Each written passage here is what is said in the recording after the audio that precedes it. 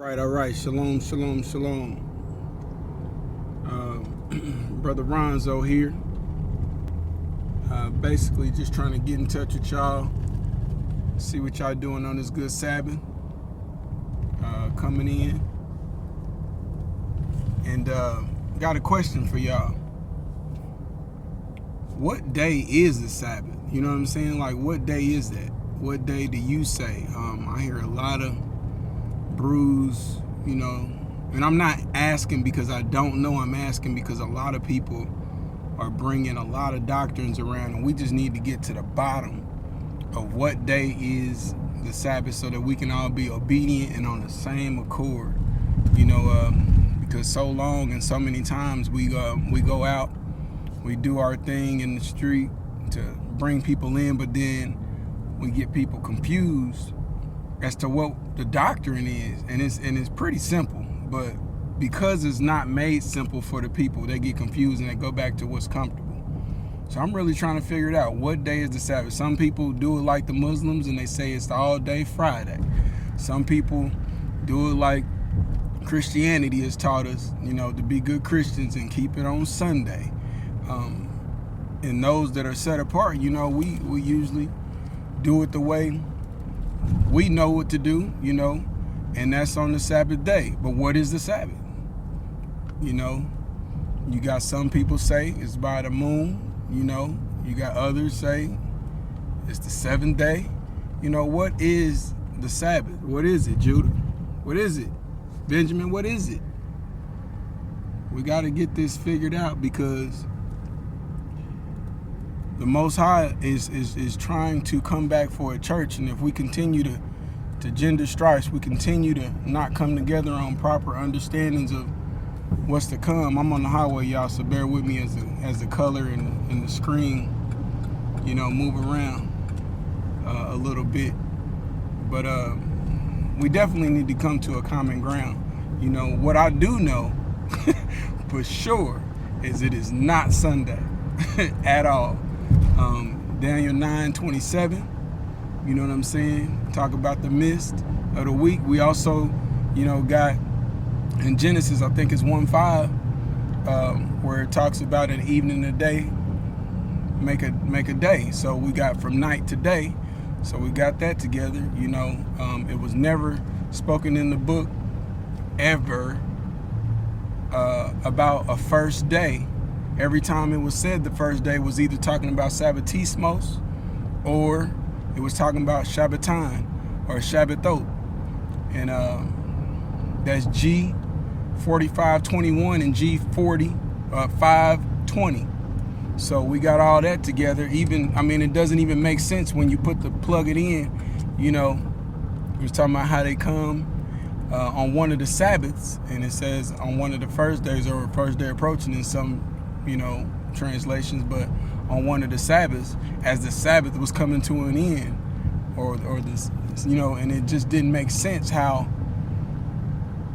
you know, early Sunday morning is preached so much, but yet when you plug those Sabbaths or Saturdays in, it just don't make sense. Hebrews 4 talks about it, like in grave detail. If he gave us another day of rest, or if he gave us another rest, would he have spoken of another day? And you look up rest in Hebrews 4, you know, verse 9, and you actually look that up. We use, you know, right now the best thing to look it up in is the Strong's Concordance. You know, you can always go to the Browns-Briggs, you know, Drivers Briggs, but Strong's Concordance, or you know, if you know, just do it on your phone, you got the eSword or the MySword. eSword on Apple is you know, it's about $2, $1.99. Then I got messages coming in of people. Let me get that out the way. But eSword is $2, $1.99 on Apple, but it's free on Android phones and Android tablets and stuff like that. And it's called MySword Bible. But once you do that and you put in the KJV version, it breaks down every word, and we can get to the bottom of what's going on about this doctrine that's out. holler at me. Talk to me, saints. I really want to know y'all input. Even if you're not of the faith, even if you don't ascribe or subscribe or, yourself or claim to be a Israelite, then let's talk about that as well. Let's get to a common ground, because what I read is that there is only one law for the stranger and the homeborn. So if it's another law for the heathen, if it's another law for the Gentile, if it's another law for people outside of what the Father has brought, bring your evidence. Show us. Because even in the end times, the Gentiles or the strangers will have to go up to the mountain to learn and be taught by his chosen people. Who are they? It's simple, So look it all up. Let's talk about it. Let's get into some dialogue. As the Shabbat is coming in, I know the Father will be pleased with us digging in on his holy Shabbat. So I love y'all. No strifing at all. Keep your attitudes and your pride in check. All that needs to be checked at the keyboard. We need to learn how to reason without getting offended. People usually get upset and offended when they lack understanding. They lack knowledge. They want to gain the truth, but they're not humble enough to ask or seek from somebody who they've offended or they've tried to offend or come up against. So I would say to you, humble yourselves. 2 Timothy, 2nd chapter, verse 22 through 26, it talks about, how a servant of the Father is supposed to be. You're supposed to be apt to teach. You're supposed to have a good spirit. You're supposed to, basically abstain from, unlearned questions and things of those, because they do gender strife. You cannot be a servant of Yah and strife or fight. So it says that. It says that we're supposed to, step in and intercede for those, who are hating themselves or opposing themselves, pretty much. That could mean a number of things. One way is that, they hate themselves in their actions. They doing things that they don't know that hurt them.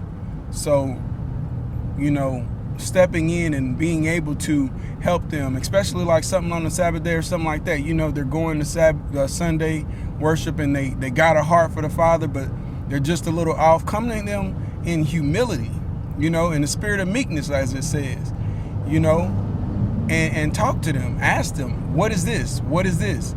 You were once not enlightened as well. So don't think of yourself high and mighty. If you come to somebody like you're nothing, then they will call you something. But then you give the praises where it's due to the Most High.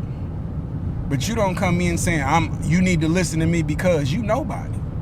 And if you don't know you nobody, I'm the first body to tell you, you are nobody. So am I. So with that being said, y'all, let's get this book open. Let's flip some pages. Let's bang these books out. Put your guns down. Put your egos down. It's too much killing going on. They call us Killer City, a murder capital, all this kind of crazy stuff that's going on, in Kansas City. And I'm sure it's echoing, everywhere else. So let's put these down and pick up something righteous, pick up something worth living for, because without Yah, it ain't nothing anyway. If you put him second, then you put him last. So where you think you're going to end up? Don't get mad at us, Israelites that's, striving. It's real simple. We are striving to be more obedient. It's like a Cain spirit has come over the whole planet, because we want to give an offering worth giving then you have other people getting mad because we want to give an Abel offering and for it to be accepted. And then they want to murder us and slander us and backbite and tail bear and do all this stuff against us, when all we're trying to do is live out our salvation right now. Right now. You know, from James, you know, James is talking about, you know, we should try to keep the law of liberty, perfect law of liberty, you know. It's just that simple, you know. Hebrews 10:26-28, you know. It's just so many things talking about how we should, you know, follow the laws of Moses, you know. That is just ridiculous. Even, you know, Paul, the one that everybody want to run to, Paul said, I speak to them that know the law, you know. It's just too much in there, you know, to really say that this ain't what it is and this ain't what we're supposed to be doing. Because the last time I checked, forever means forever, and he said that these should be laws and statutes forever, you know. And if it's one law again for the stranger and the homeborn, how do you have the audacity to say that's for those over there, the Jews, to keep, not us? You ain't a part of the equation, because those that are with the or keeping the law, or those that are living by the law, will be judged by the law. The ones that are without the law or outside of the law will perish outside or without the law. Now you mull that over and you tell me that what your life is doing right now, what you're doing with your life right now, is worth dying for forever, perishing. That's something to think about, saints. Let's get serious about this. Just because I want to clean my house, just because I want to clean my body and clean my soul up, you know, and be cleansed by the Father, so that I can, you know, be a part of that church that has a spot or a blemish not on it. You know, don't come for me. Come with me. Come with us. Y'all with us, Emmanuel.